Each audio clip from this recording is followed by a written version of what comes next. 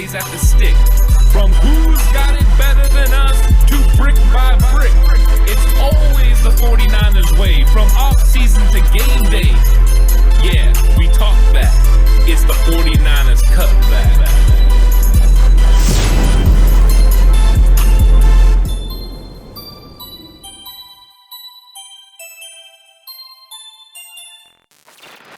It's 49ers Cutback Podcast time, and it's news time. It's the day after the game. All the news comes in the day after the game, and then we get to talk about it on our Tuesday episode, Alex, and this is exciting. I'm excited to talk about it. The Tuesday dailies are always a blast, man. They're always a lot of fun. There's almost always good information. Very rarely do we come into a Tuesday and it's just like, oh yeah, there's nothing to talk about. Let's start pulling stuff out and throwing it at a screen and see what happens. Let's see what sticks and what works. No, there's always tons of information with the 49ers because they're always doing things. I never know what they're doing back there, but they're always doing something. Mom, the meatloaf. We want it now. We want it now. We want it now. And look, let's start off with the first thing on this docket, which is that the 85 problems there for Taylor. Zac Taylor had some comments post-game after George Kittle, for the second straight week, absolutely torched an opposing team. And as Jay Hill so eloquently put it on Face-Off, is playing like one of the best football players in all of the NFL right now. Look, Taylor's basically said they had no answers. They did everything. They tried everything. They threw the kitchen sink, essentially, at George Kittle, and surprisingly enough, George Kittle ran through it like it didn't exist, spiked it, gave him one of these, and then asked for a nice cold beer, and gave himself a nice celebration. George Kittle was absolutely torching. He's been torching since he got back from injury, since he returned. It's almost like he's super motivated to play well or something. I don't know. I almost can't figure it out. But I just thought the comments were funny because Taylor's struggling to figure this out. I mean, he's a relatively new coach in the league, so there are going to be times like this as a coach where you're going to get stumped by one guy. One guy is just going to cause all sorts of problems for you. It also probably doesn't help that you didn't have like any of your linebackers, your starting guys, your go-to guys out there for the Bengals. So you feel for Taylor a little bit because we have some linebacker issues and they've been happening all season long.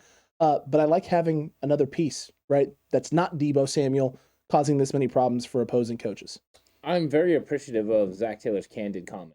And he was very open about the defense, which we'll talk about in a minute. But yeah, the offense especially, he's talking about George Kittle and how they weren't able to stop him. Part of the reason they're not able to stop him is because they don't know what weapon you're going to use next.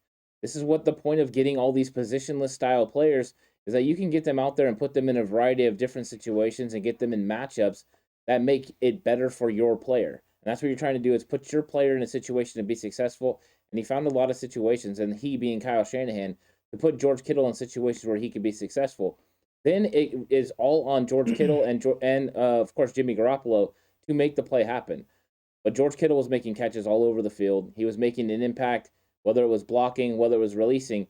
What they did in this game especially was take advantage early on in this game of George Kittle's blocking skills. Because everyone thinks that George Kittle of a blocker and such a good blocker that Travis Kelce thinks he's the best tight end in football.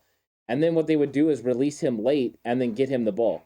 And that was working early on in this game, and it caused the Bengals a little bit of problems. And I think that got George Kittle going, that got Jimmy Garoppolo going, that got some comfort level in this offense. And it made them think now, is George Kittle blocking or is he going out for a pass? And when you have to do that, you're not going to go as hard as you would one way or the other. I thought it was a good scheme. It was a good way to handle it. But Deebo Samuel being back also pays dividends for the 49ers, because now you can't go put two guys on George Kittle, because then you're going to single up Deebo Samuel, or you're going to single up Brandon Aiyuk. And in those situations, all those guys were winning. And even Juwan Jennings was winning in one-on-one situations. When that happens, this team is going to be pretty much unstoppable. As long as they don't shoot themselves in the foot, you're going to have a tough time stopping the offense. Now, what was weird about this game is there is a portion of the third quarter and part of the fourth quarter where this offense goes completely dormant. And that's something they're going to have to figure out. But it will not put a damper on the fact that George Kittle is unstoppable, unguardable. And I'm looking forward to seeing what he can do the rest of the season, because he is on an absolute tear. And so is Brandon Aiyuk as well. Yes, 100%. Brandon Aiyuk is elevated since the bye week. Kittle has elevated since he returned from injury. Deebo Samuel is still the one right now. I mean, he came back this last week, but we didn't see a whole lot of like additional usage for him other than the running game. But part of that is because you've had the injuries at the running back room, and so you need someone to sacrifice. So Deebo is the guy sacrificing. And despite that sacrificing, he still put up 1,200 yards of total offense, all-purpose yards for the 49ers. So, I mean, it's not like he's suffering or anything, and the 49ers are having success, and Debo is also having success on the team. Yeah. He also has as many rushing touchdowns as Dalvin Cook. That's pretty impressive. Yeah. He does. I heard he's a pretty good running back. Newsflash, he's not actually a running back. No way. Is he a wideout? He's a positionless player. Oh. He can do it all. Oh. But did you see Zac Taylor's comments about the 49ers defense? I did not. I missed those. Okay, so what he talked about the 49ers defense was the fact that this front seven is so good at stopping the run. And he talked, about the different linemen, and I mean he gave credit to Armstead, Bosa, Samson Ebukam, and DJ Jones. And then talked give credit to DJ. Talked about the linebacker core and how good they were. But he also talked about even when they're in their nickel, they're still not easy to run against. That they have some of the best run fits in the league, and that there was a bear to prepare for and even harder to play against. I thought it was nice props and kind of a good indication of where this defense is going in the future because, like we talked about, if you can stop an offense from running with 7 guys in the box instead of having to bring that 8th, you have a chance to get it done, especially if you have weaknesses in the secondary like with the corners. And listen, this is the thing, too, with the Niners is, the flavor of the month, as you've so eloquently referred to it and so lovingly referred to it throughout the league, has been to put 5 guys at the line of scrimmage.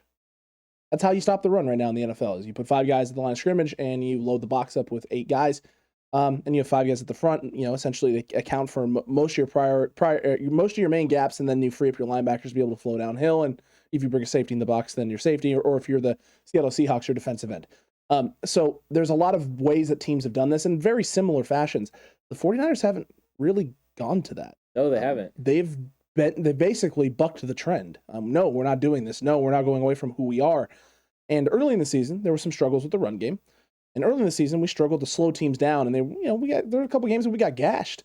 And people were worried because this has been a trend, right, with the wide 9.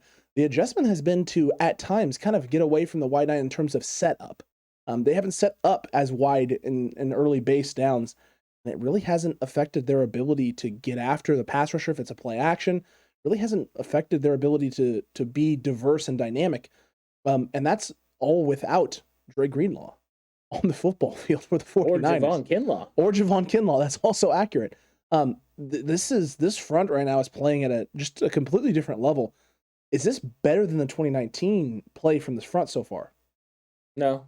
Because 2019, they put up the big sack numbers and tackle for loss numbers. Yeah. Hasn't been that this year. The numbers don't correlate. I agree with you on that. But it feels different this year.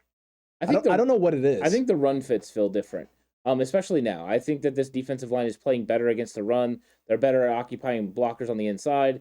I believe Eric Armstead is part of the reason because he's playing inside now. True. And whenever you're playing him and DJ Jones, your run defense is going to be better on the interior.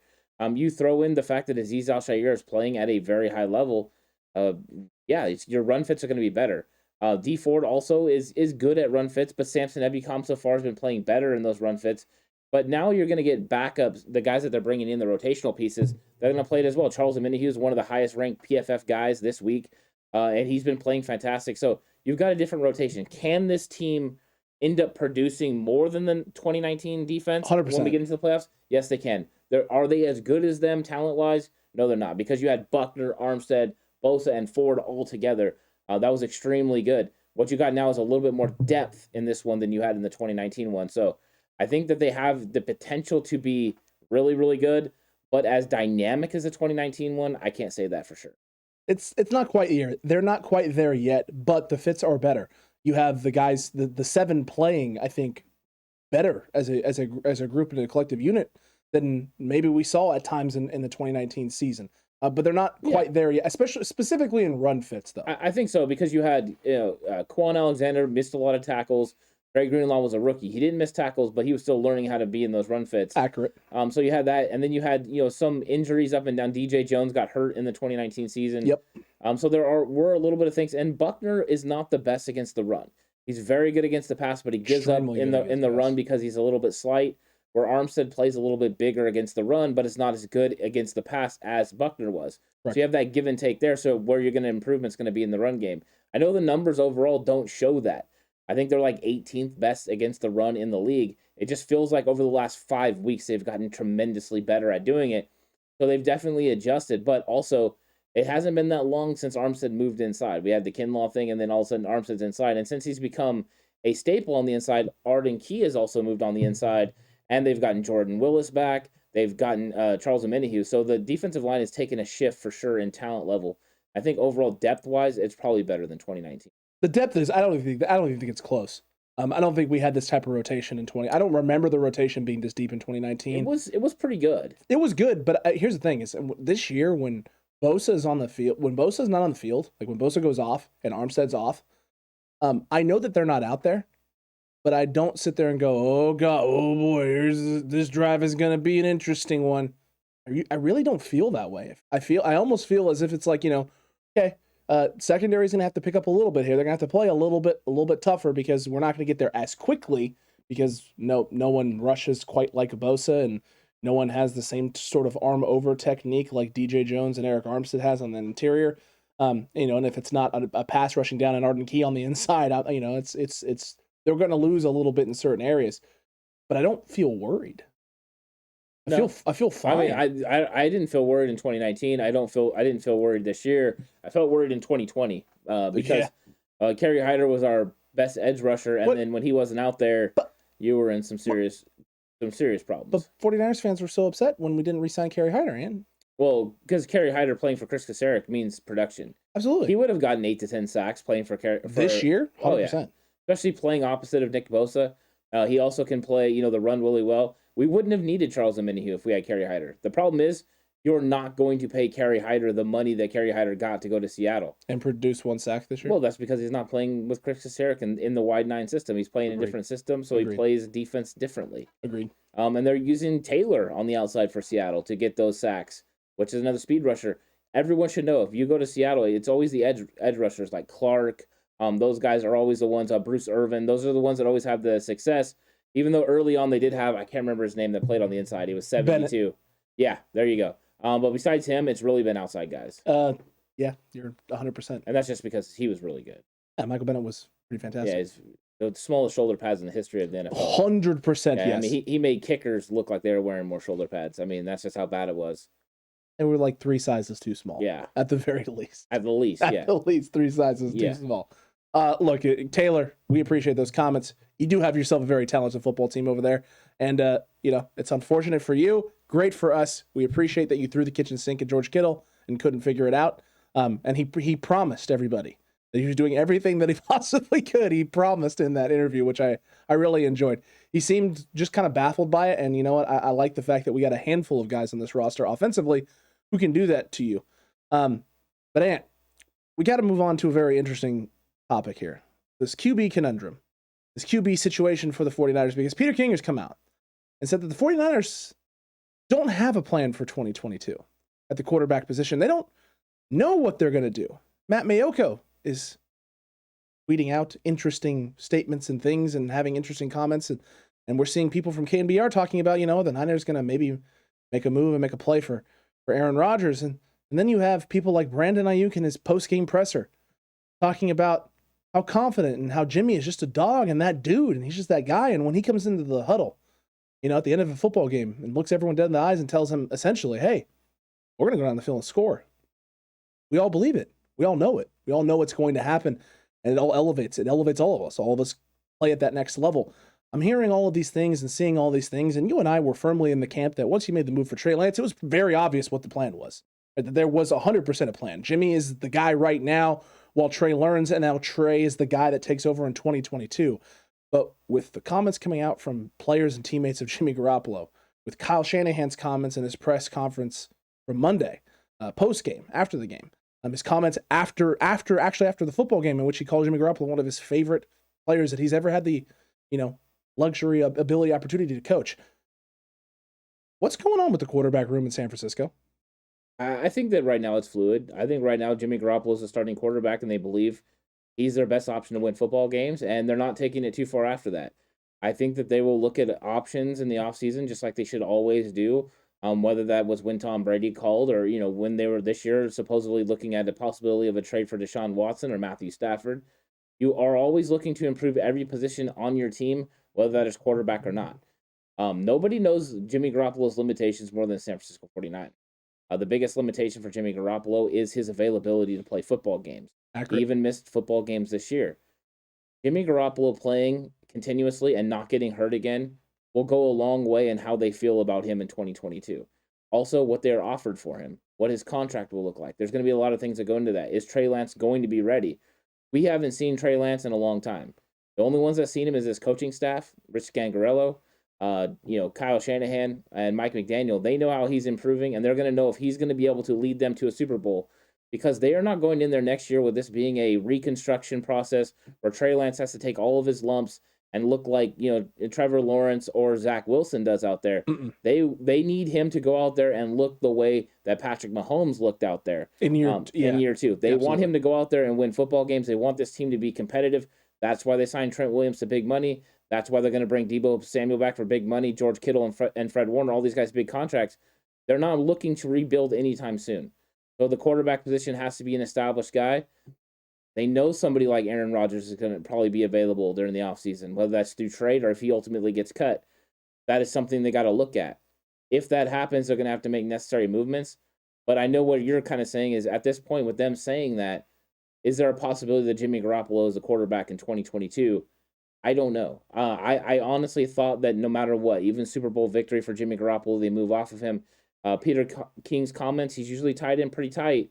Maybe there's a little bit of, questioning whether they really want to move away from Jimmy.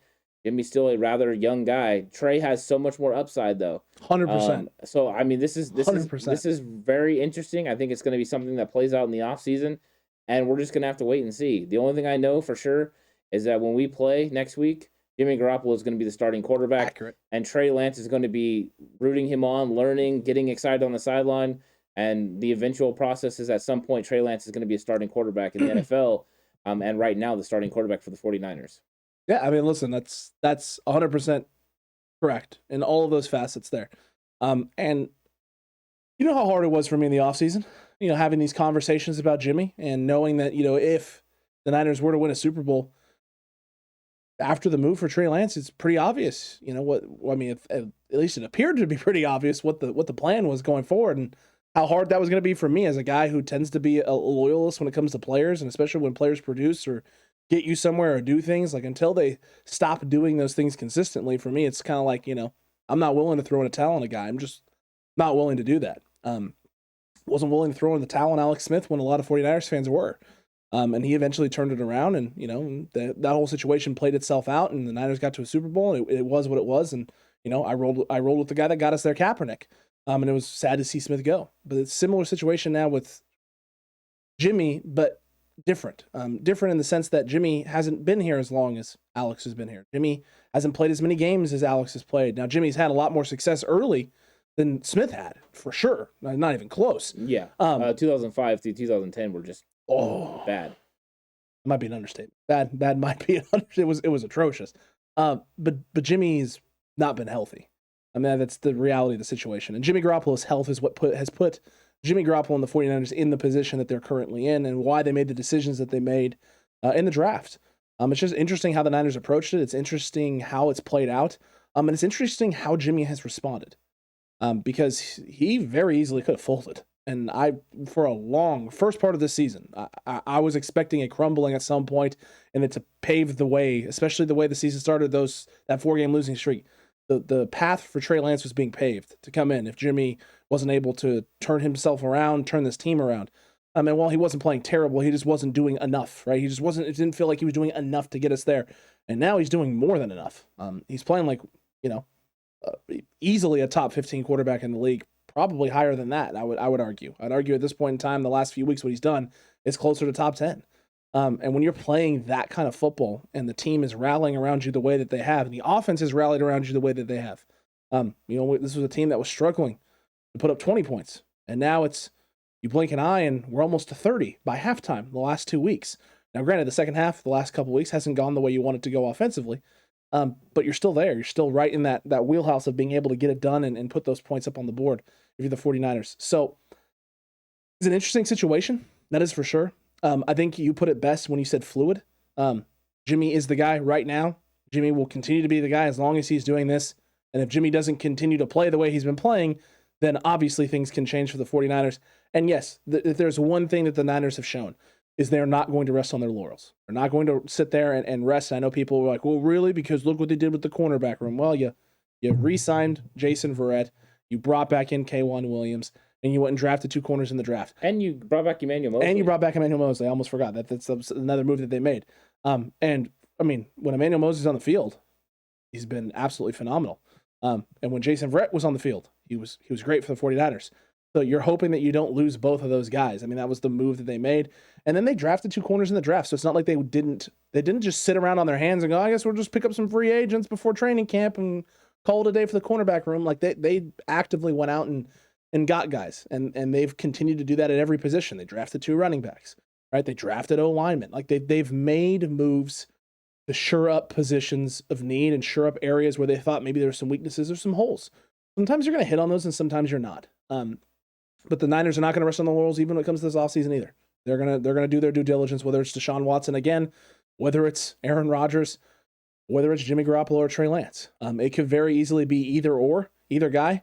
But I think King's comments, what you're hearing teammates say about Jimmy, what Kyle is saying about Jimmy, there is definitely not a plan right now. There is just this moment. I think that's all anyone's focused on is right now, this moment, this year, this season, and whatever happens, and then they'll go from there. Yeah, nothing else matters right now. If you start thinking about the future, you're going to have problems. You know who thinks about the future? John Lynch. And the front office. And that is their job. There are reports that John Lynch may not even be thinking about the future right now. He may be more focused on the present too. Right. I mean, Matt Miyoko said that basically John Lynch, instead of going out and evaluating talent like he would normally do as a general manager, he stayed in Santa Clara to help Kyle Shanahan. So it was all hands on deck as they were trying to right this ship after the 2-0 start and then the subsequent 0-4 that came after that. So it looks like it's a team effort that everyone's been pulling together, and now you're seeing somewhat of the rewards as they get this thing turned around and headed in the right direction. That's what you need. And what the direction that is going to ultimately be, I think, is going to be determined by the outcome of this season.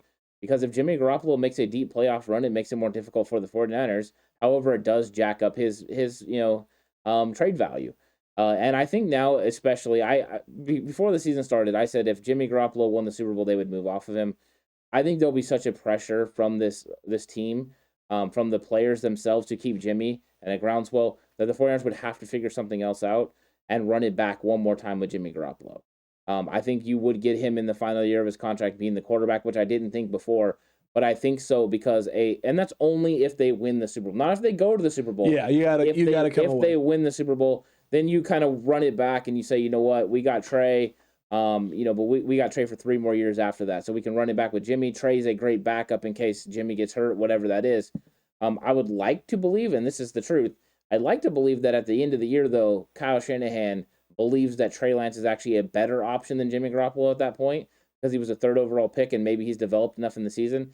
If he's not, the way that they've been operating with veterans over rookies, they are playing the best player no matter what.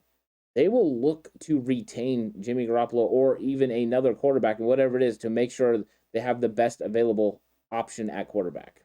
I agree with you there. You have to have the best available option to run Kyle's system. Yeah.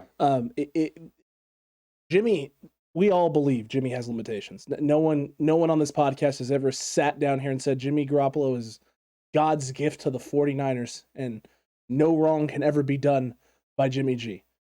But what we have said is that every year that Jimmy's been here, since they brought him in, after he sat his 5 games and then came in as the 49ers starter, he's been the best available quarterback for the Niners.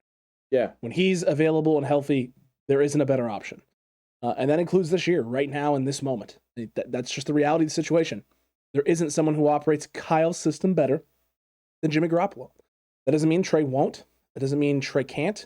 It doesn't mean Trey never will. It just means right now at this moment, he's not there yet. And, not many rookies are. Not many rookies can come in and operate and do things that they need to do the way they're supposed to do them. For as great as Trevor Lawrence is, he's not operating high efficient offense. Now, you can put some of that on Urban. You can put some of that on their offensive coordinator, the play calling, whatever it is, talent they have there with the Jacksonville Jaguars. That is all correct.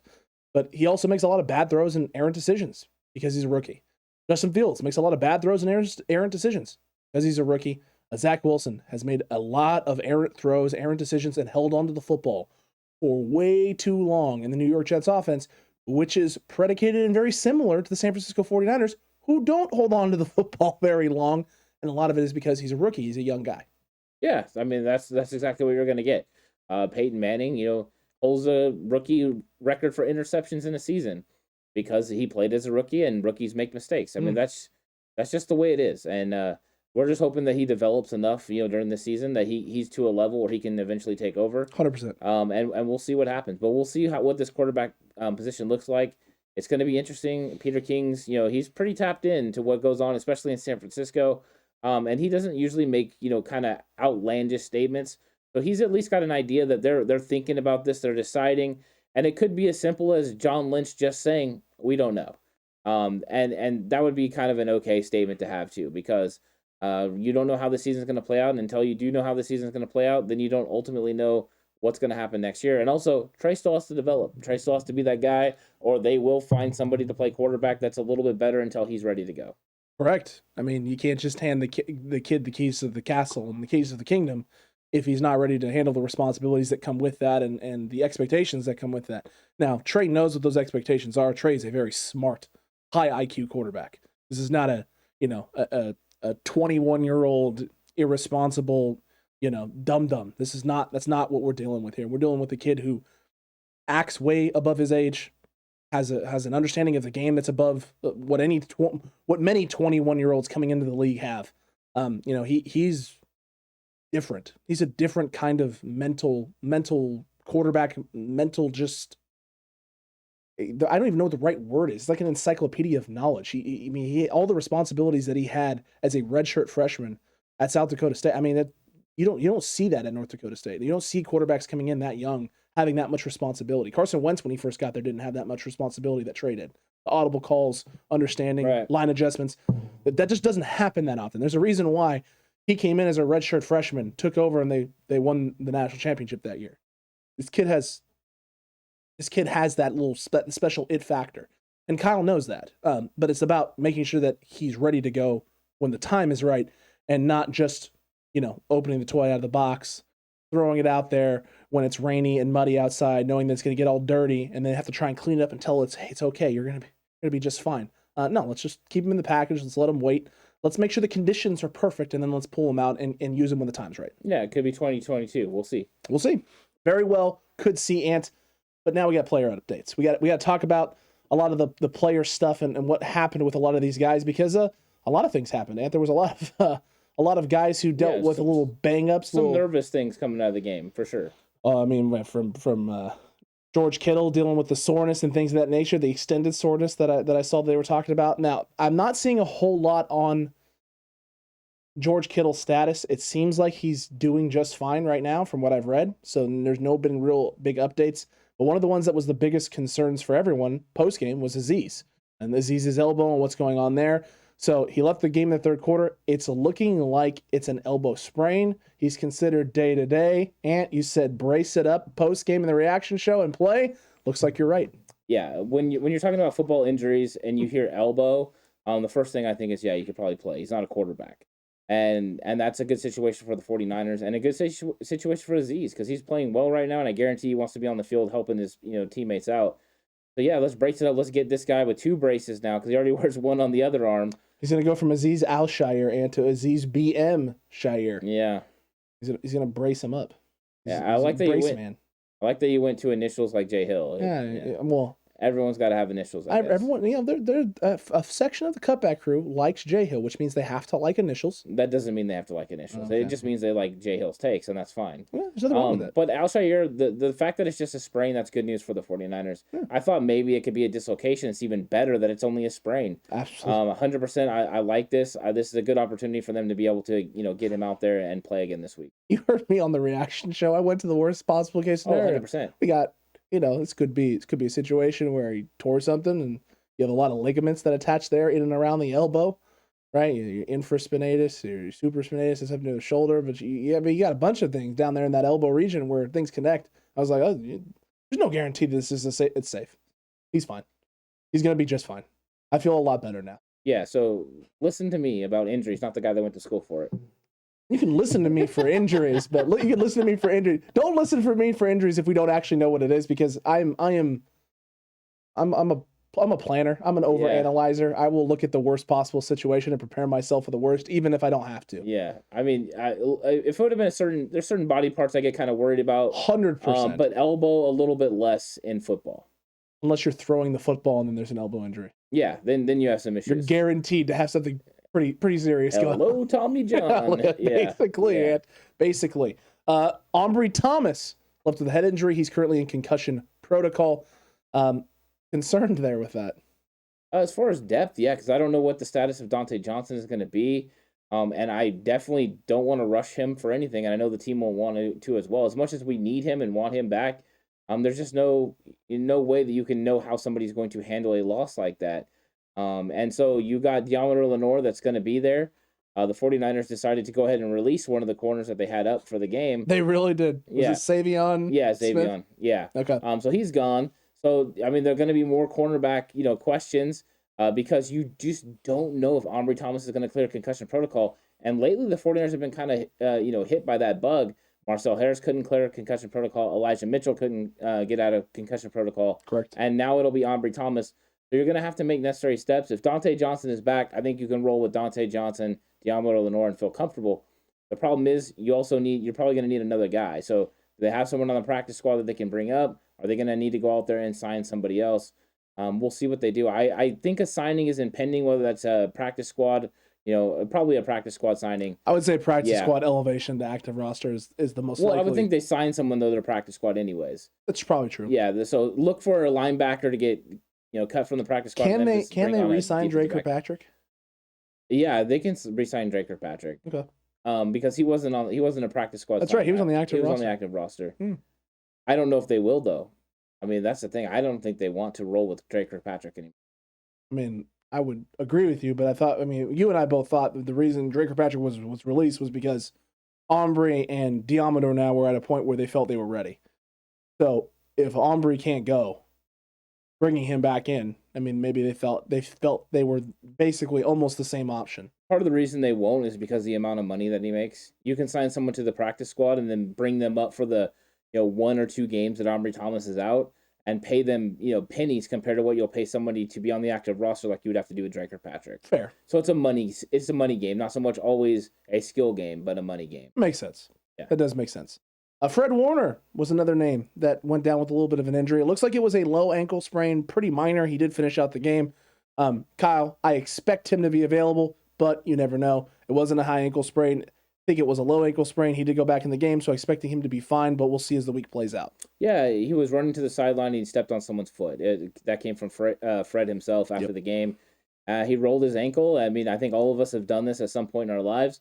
I'm a person that's rolled my ankles 1,000 times. I know you have as well. Too many times. I mean, at some point, especially with a low ankle sprain, you can work through it. You're able to get up after those and get back after it. In fact, he taped it up, played the rest of the game. It's a good sign. He'll be out there. He'll be playing this week. They know how pivotal this game is against Atlanta. 100%. And this is not a situation where Fred has been walking around in a boot. They didn't boot him after the game. No. Low ankle sprains, unless you get booted up or you've torn ligaments and it's a grade 2, grade 3 type of strain, or a sprain, strain, whatever you want to call it, however you want to phrase it. There's a lot of different phraseologies out there for the low ankle stuff. I mean, it's a P or a T. I mean, true. Whichever one. It's true. But anyway, even if you do that with a low, unless you've torn something and done some damage and your leg is swelling up and it's purple and blue and looks like you have frostbite, you're playing. You're playing. I had that happen. Same. It's fun. No, the opposite of fun. It's so much fun because you can't even wear a shoe. No, you are literally walking around in sock, taped ankle, and either air cast or boot. Yeah. No air cast. Come on now. Come on. You got to tough it out. I air casted because I wanted the more mobility senior year because I wanted to try and play. Yeah. And then came back a week early and was like 75%. And my coach was like, "So you want to play?" And I was like, "Oh yeah, 75% angle. Let's do this." It was fun. Yeah. It was fun. Then I did the other ankle. The next game. That's not fun. No. I'll be honest. When Fred stayed down, I thought it was the hammy. That's what I thought too. I was worried. So as hearing that it's an ankle sprain, kind of excited. The only concern I have now is what ankle was it? Was it same side as the hamstring pull? I don't know, but he played the rest of the game. He did. He'll have a full week of treatment. True. Hyperbaric chamber. Tons of that. So all of that. He'll be ready. Plus the ice bath. He's gonna be loving life. Oh yeah, he's in full rehab mode. Yeah, he's gonna be like, what ankle problem? Yeah. This is glorious. He's on the list. That means he's got extra time with the rehab, so that's fun. That's right. Extra days at the facility. That's right.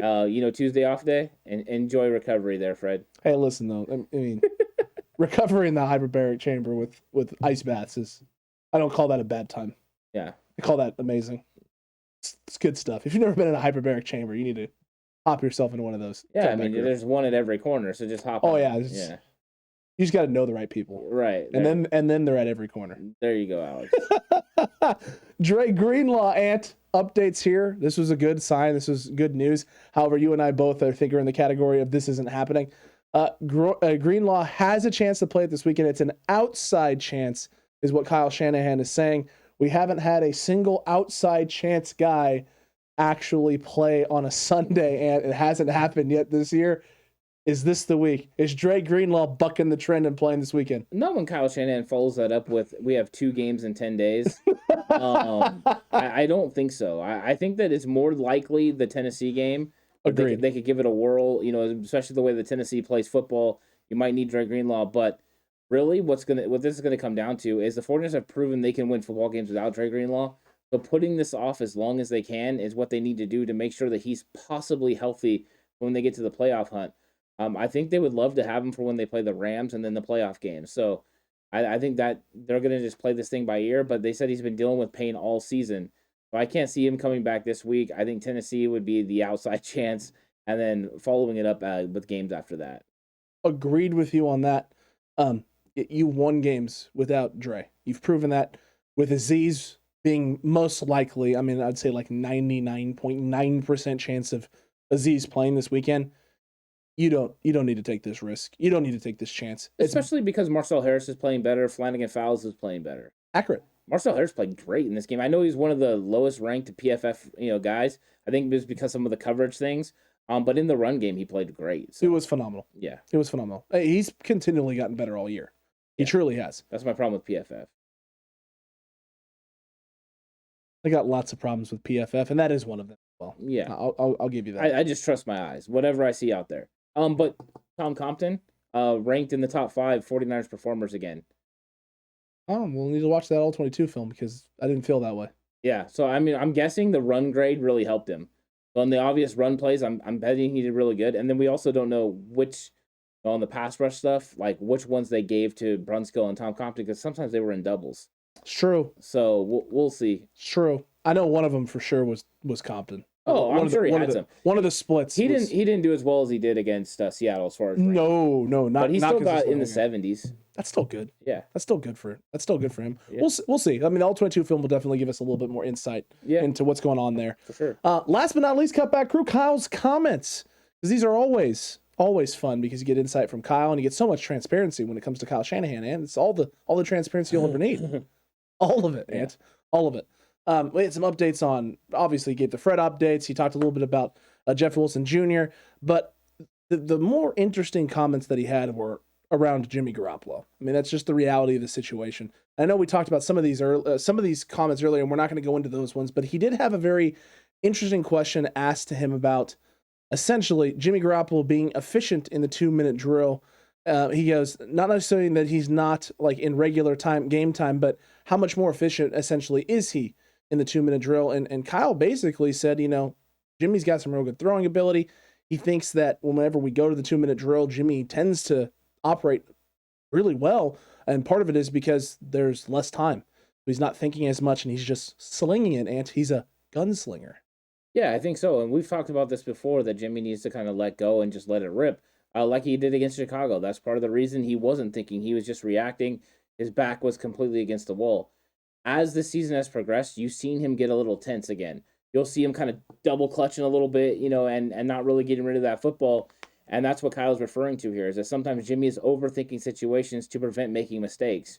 And sometimes especially in these 2-minute situations, he doesn't have time to think. He just goes and reacts. You break the huddle, you get up there, you run the play, and you're going continually over and over and over. You don't have these lulls in times where you can sit back and think or overthink things. And that's probably what he does. I've talked a lot about Jimmy Garoppolo being a robot, and that's what he is. He thinks about it all, that way. Boom, boom, boom. And sometimes he needs to just go out there and play free. That is what the difference is between a 2017 Jimmy Garoppolo that had no understanding of the offense. He was just going out there and letting it rip. I mean, they had nothing to lose. They weren't in a situation they were going to make playoffs. He was in a situation. He was trying to prove something. Well, he's just out there proving that he can play football. Yeah. And it was his first time to actually be able to play because he had really, only 2 games for the Patriots. So, I mean, he's just out there letting it rip. And we haven't seen that Jimmy Garoppolo to that level until we got to the Bears game, where it was like, you know what? I'm just going to let it rip and let's see what happens. If this is the last game that I start as a 49ers quarterback, I'm going to go out on my terms in front of my people in Chicago. And he let it rip, and he had a good game, and it spiraled into something that has been great. But we saw against the Vikings his face change. And I really believe in that game was the first time he started feeling the pressure again, and that's when he had some mistakes. And when he's in that situation, he gets in his head, and he thinks too much, and he doesn't rely on his natural ability, which he has a lot of natural ability.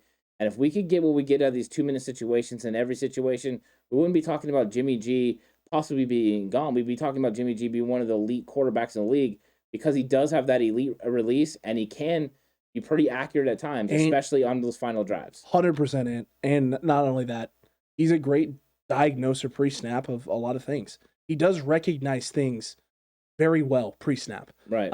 Something he picked up in New England from Brady, from Belichick, from McDaniels. I mean, that's a carryover from his time there.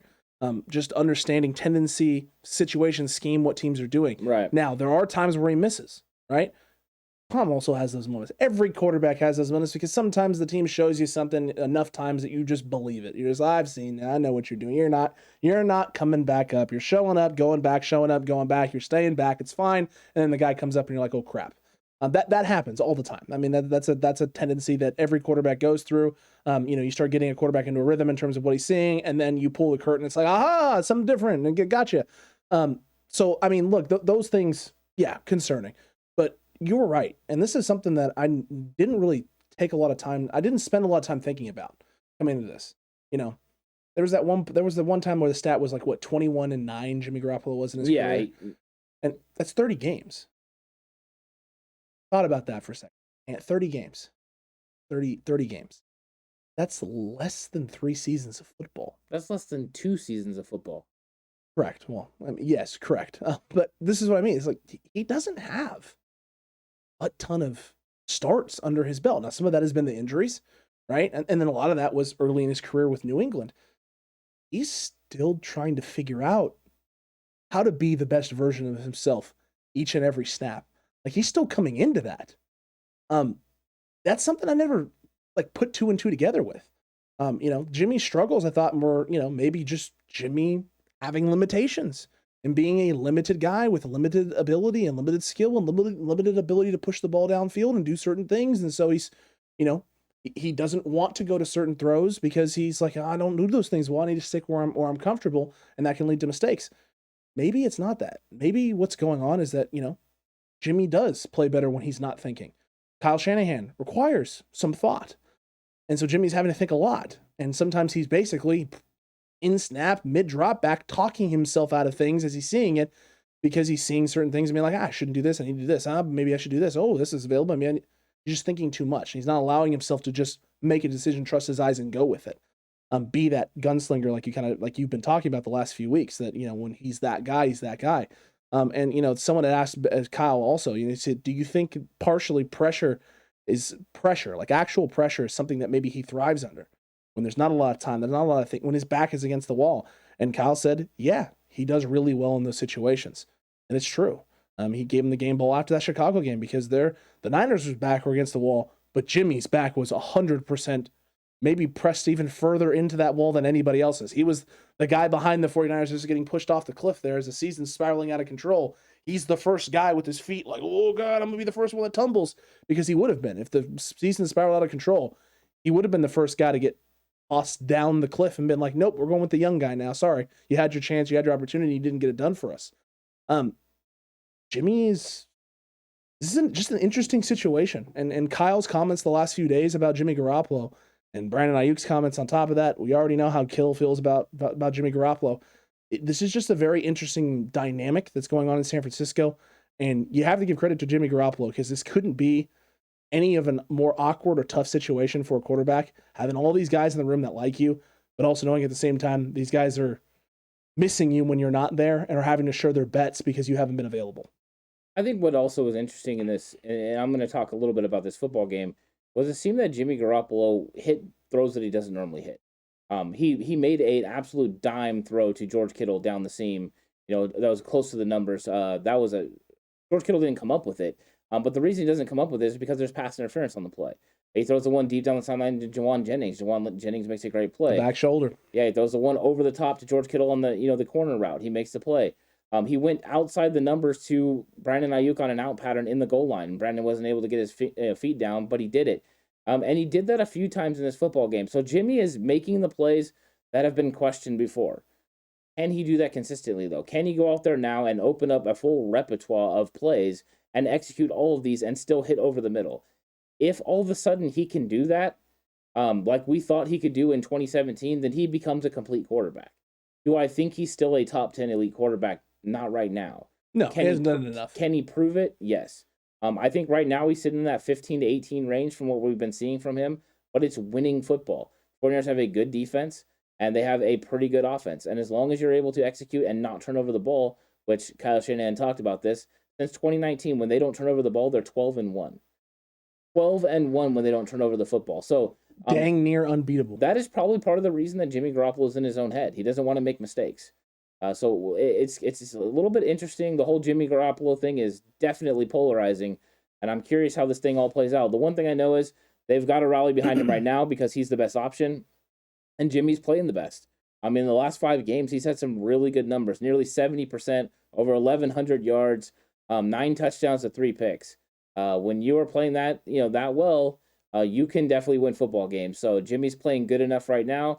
I know there's a narrative out there that he's still not, but we have to give respect to what he does. And over the last 5 games, and really ever since the Bears game, Jimmy Garoppolo has played, pretty good. I mean, he's had games where he's really great and plays that he's made really great, and he's had a couple of lulls as well. But I think that Jimmy is an adequate quarterback right now, and I'm hoping that as this season goes on and he gets more and more comfortable in what Kyle Shanahan is trying to do with him, the improvement as far as playing in the shotgun, and the emergence of Brandon Aiyuk as well will open the door for Jimmy Garoppolo to take the next step and really step up and lead this team into the playoffs. Agreed with you on that, 100%. Listen, the identity of this team will always be how we run the football.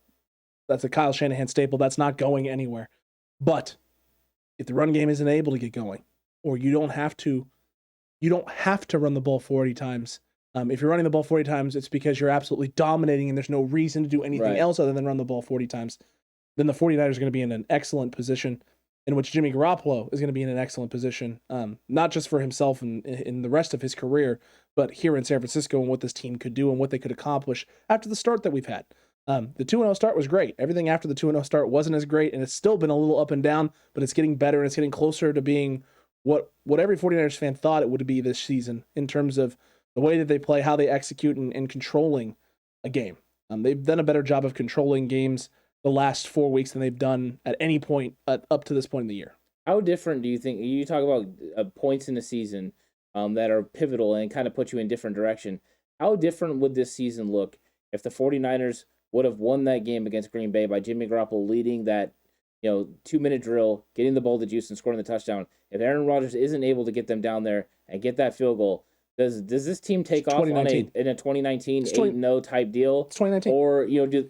Or do they still struggle and lose 3 straight after that? I don't think so. If you right the ship and your defense gets that stop in that moment where Jason Verrett has gone down, you have Devontae Adams, you got questions in the cornerback room, Josh Norman went down earlier in the game, the guy you signed, and your rookies step up in a huge way in that football game. It's 2019. It's to the moon. Yeah. Right? It's diamond hands. Everyone's like Diamond Hand Niners, we're going to the moon. It's the diamond anniversary, and everything's, I mean, it's the season plays out oddly, eerily similar to 2019. This team's back. You probably have people that flip off of the Trey Lance narrative too. Jimmy Garoppolo's back, because that win against Aaron Rodgers and then everything else that we've seen him do so far if that's the trajectory this team stays on and continues on. Because Elijah Mitchell was out. I mean, it was predicated on Jimmy to throw. I mean, this is an entirely different narrative. It's an entirely different team. But here's the thing. 2019 ends with a Super Bowl loss, and I said this on Face Off, and I believe this. That 2019, that team came out of nowhere. You didn't take your lumps and climb the ladder of adversity. You didn't go through, the trials and tribulations that most teams have to actually go through before they get to a Super Bowl. Patrick Mahomes and the Chiefs had to deal with those Patriots teams for a few years before they finally got their shot, right? And then they get their win against the Niners. Then they lose a subsequent one to Tom Brady and the Tampa Bay Buccaneers, right? So, I mean, they've taken their lumps in order to try and become this grandioso team and this, elite unstoppable force in the AFC. The 49ers just appeared out of nowhere and ended up in a Super Bowl. Sometimes that adversity does things to going through that, taking those lumps, taking those licks early in a football season. It changes you. It changes that mentality and that mindset. There are always the exceptions to the rules, right? There's always those special teams, put it all together, figure it out, and go on and do the big thing and get to the big dance and take care of business. But there's also something special about a team that doesn't take anything for granted, knows they're talented, knows they're good, they're supposed to be good, takes some lumps early, isn't able to find themselves, and then finds a way to recapture their identity, recapture the thing that makes them special, and then also understand what it means to actually be that, right?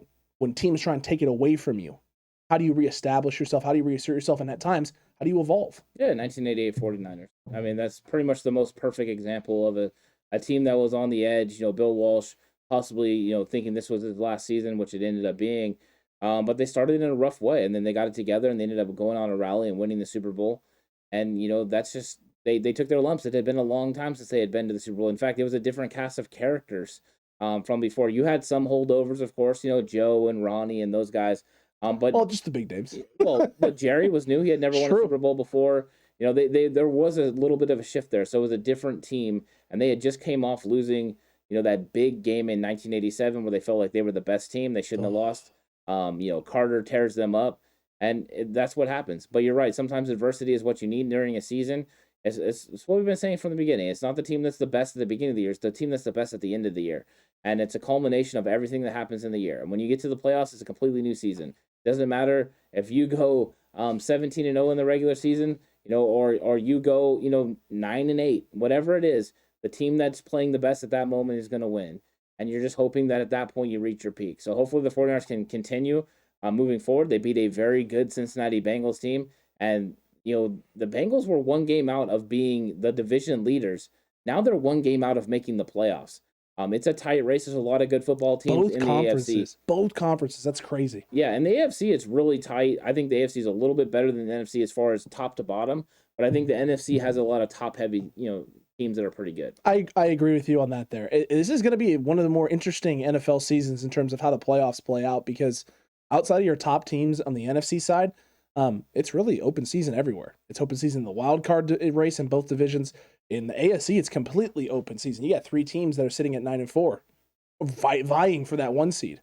And you got a team not that far behind the New England Patriots and the Bills sitting there in the AFC. Now, they are sliding. The Bills have been. They're 2 games back now. But if they can put it together here late, they have an opportunity. But the problem is that they've already played both of their matchups against the Patriots, so they have no other way to catch them other than the Patriots falling off, which I just don't see happening right now. Yeah, it's going to be interesting. I'm curious about how this thing plays out, and where Arizona ends up fitting. Is Arizona going to continue to be the number 1 seed, or are Green Bay and Tampa Bay going to catch them because they're right there with them? Arizona has to win, and they have to win to get ahead, and it's going to be a fun end of the season. We're going to see where it all plays out, but ultimately, whoever has to play the 49ers, I feel bad for you, and I'm hoping it's Dallas. I want that. Oh, I want man. Dallas game. I want the smoke. Nothing better than that. Nothing will be better than that. But either way we get it, we're going to get a great matchup in the first round, right? Whether it's 49ers versus Cardinals, 49ers versus Packers, 49ers versus Tampa Bay, or 49ers versus Dallas. Any one of those matchups, 49er fans could absolutely get behind. As far as you want to win, you have to win. Because those are cool matchups for the team. There's something there with every single one. There's a storyline with each one. Yeah. Whether it's 49ers Tampa, whether it's 49ers Arizona, and not Arizona, but 49ers Green even Bay Arizona, they're a rival. They might not be the number one seed. You're also right. Well, and look, I'm looking right now. I just pulled it up because you mentioned it. I was like, well, the Monday night game's going on while we're recording this. 7-3 right now. Rams in the second quarter. Yeah. So it's already. I mean, it's not the NFC West. Everyone in the NFC West. I mean, they play each other tight. It's just how it typically works. This conference is just one of those conferences. The AFC West has been very similar on the other side. Look, I want to get to two more things before we wrap up today's episode. The first being Mitch Wishnowsky punts, because Kyle talked about Wes Welker basically saying that Mitch's punts are some of the hardest punts he's ever had to catch ever his entire career, which is nonsense. But he talked specifically about his knuckleball and how much it moves when he punts his knuckler. Said this in the reaction show that maybe this was just a thing where Richie was like, this might be a good day for the knuckler, Mitch. And he was like, got it, coach. We ain't going to flip the field today. We're going to be messing with their heads. And it worked. Well, they also talk about the way it looks at night, which it was a night game in Cincinnati. True. And also the way that the weather plays with it, with a little bit of wind. So it could have been the perfect conditions for, Wishnowsky to go out there and put the knuckle punt out there. And it worked out for the 49ers. So they made a good call there. It's the knuckle punt time, man. Yeah, knuckle punt. Good old knuckle punt time. Yeah. The last one. He's the goalie. He's the goalie. That was a great moment in that movie. Kyle was asked about Dee Ford. And this is something we didn't talk about. A little disheartening, because I think if we knew that Dee Ford was going to be back with this team, that this D-line would go from being freaking tastic like it already is to being dang near unstoppable once this guy's healthy back on the field. They're not thinking he's going to be back. Kyle is thinking that they're just going to have to continue to play without him. They have till Wednesday to open the practice window and get him out. To activate him, excuse me. It's not looking like it's going to be the case. Kyle said we'll see what happens, but they're not expecting it. Yeah, it's starting to look like Dee Ford is going to be done for the year. And now the question is his career over? I mean, this was his chance to prove that, he could go out there and get it done and be healthy. And he hasn't been able to stay healthy once again. And he was adding something to this team when he was healthy, and he's not now. So this is unfortunate. This is a blow for the 49ers. It looks like there's going to be no more double nickel for the 49ers. We'll see what happens, tomorrow when they ultimately decide if he's going to be activated or not.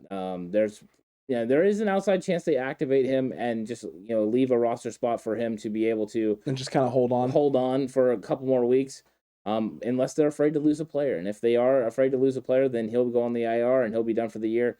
We're going to have big news on double nickel coming up pretty soon. That's very true. Stay tuned, Cutback crew. That's going to be coming your way tomorrow. But no, I mean, there's tons of things to be talking about, tons of things to be looking at. The 49ers have a huge game this week against the Atlanta Falcons.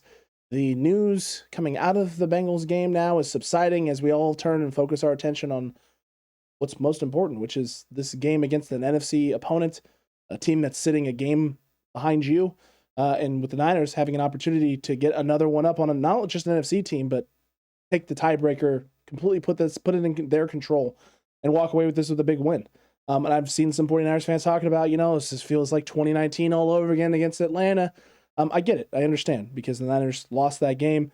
That game was in Levi Stadium. It wasn't a situation where you expected to lose and you ended up doing. The difference is this time around is that there are a lot less weapons offensively for the Atlanta Falcons than in years past. And while the Niners still have some injuries defensively, and the Niners know you have a very hungry opponent in Atlanta, you also have a team that's won a lot of football games. So you know what they've done well. You know what they've struggled with. You've seen what they've done positively. You can be better prepared for the good things that they can do, whereas that 2019 season, Atlanta was basically a dumpster fire for the whole year. The 49ers had won 10 games when they played Atlanta last. True. It was a different situation completely. They were coming off an emotional win, and they were playing a lowly team. That's when you get trap games. Uncharacteristic things happen in that game. George Kittle fumbling inside the 10-yard line. That doesn't happen. Also, Atlanta had Julio Jones. That always makes a big difference in football games. He's pretty darn good there, Alex. But yeah, I think this is completely different. The only thing that's the same is that it's the same team and Matt Ryan's the quarterback. Other than that, this is completely different. Agreed with you. Different coaching staff, different team, different situation. Different pieces, both on offense and defense. Well, because Atlanta's going in there also, they're trying to make the playoffs. They're one game back of the 49ers. It's like, okay, the 49ers are going to play this in a completely different manner. This is not the same. The situation is not the same. So besides the Dirty Bird, there's nothing that's... I like it, Ant. I like that right there. I like that mentality. You heard it here from Ant First Cutback Crew. Yep. This not only is this not a trap game, this isn't a team that the Niners are even considering taking lightly because everyone is right in the thick of things. The Niners haven't fully separated themselves from the NFC just yet, but this Sunday could be their opportunity to finally put some major distance between themselves and some of these other lowly teams in the NFC, and make everyone feel comfy, cozy inside about their playoff positioning and where they're going to be and who this team could be. So make sure, if you haven't already... 86% chance to make the playoffs. True. Really good odds. I like those odds. I like it for us. Han Solo doesn't want the odds told to him, and no, don't tell him the odds ever. But me, please tell me those odds. It makes me feel better. Yeah, I mean, it was just a few weeks ago that they were just over 50%. So well, there was a week before that. We dropped down to 46 after one of the losses. So I mean, just saying, it's been all over the place. But the Niners have seized control of their own destiny. They've seized control of their own fate. I'm all for it. I love it. Let's keep this thing rolling. Let's keep this thing going. A big win this weekend in Levi's would be huge for the 49ers. But Cutback Crew, make sure you hit that like button, hit that subscribe button if you haven't already, and that notification bell. And go check out Big Yikes if you haven't already. It's absolutely fantastic over there on Patreon, Anton. There's going to be a lot of great yikes in the coming weeks. Oh, yeah. Big Yikes is always the go-to program. So if you want to check it out, head over to Patreon and get a glance at that. And then just laugh and enjoy yourself. It's always a good time. Whether the 49ers win or whether the 49ers lose, it's great therapy. Great therapy, because if you didn't like something from the game, Big Yikes, make you forget all about it, and you can just have a good laugh and have a good chuckle at some of the other nonsensical people who either can't enjoy a 49ers win or are ready to hit the nuclear option on the 49ers after a tight loss, close loss, a loss in which the refs screwed them out of opportunities, no matter what it is. So Big Yikes, a lot of fun. Cutback Crew, this channel, though, is just a lot of fun. We got a lot of great stuff. It's all because of you. Thank you so much for all your support, and we'll see you on the next one. And until then, stay safe. Remember, the right way is always the 49ers way.